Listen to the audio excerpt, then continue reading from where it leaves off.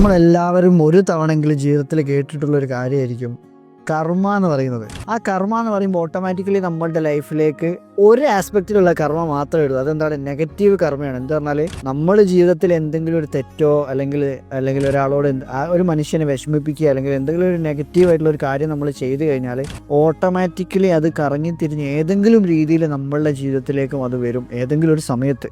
അതാണ് നെഗറ്റീവ് കർമ്മ. ഈ കാര്യം മാത്രമാണ് ഒട്ടുമിക്ക മനുഷ്യന്മാരുടെ ജീവിതത്തിലേക്കും പ്രോഗ്രാം ചെയ്യപ്പെട്ടിട്ടുള്ളത്. അതിൻ്റെ നേരെ ഒരു പോസിറ്റീവ് സൈഡ് കൂടെ ഉണ്ട്. പോസിറ്റീവ് കർമ്മ എന്ന് പറയും. ദാറ്റ് മീൻസ് നമ്മൾ എന്തെങ്കിലും ഒരു എഫേർട്ട് അല്ലെങ്കിൽ ഒരു ഹാബിറ്റ് നമുക്ക് ജീവിതത്തിൽ ഫോളോ ചെയ്യാൻ പറ്റിക്കഴിഞ്ഞാൽ അത് നല്ലൊരു നീയത്തോടു കൂടി, നല്ലൊരു ഇൻറ്റൻഷനോട് കൂടി, നല്ലൊരു ഉദ്ദേശശുദ്ധിയോട് കൂടി നമുക്കൊരു കാര്യം നമ്മുടെ ജീവിതത്തിൽ പുലർത്തി കഴിഞ്ഞാൽ ഓട്ടോമാറ്റിക്കലി ആ എനർജിക്ക് അനുസരിച്ചുള്ള പോസിറ്റീവ് കാര്യം നമ്മളുടെ ലൈഫിലേക്ക് അട്രാക്ട് ചെയ്യപ്പെടും.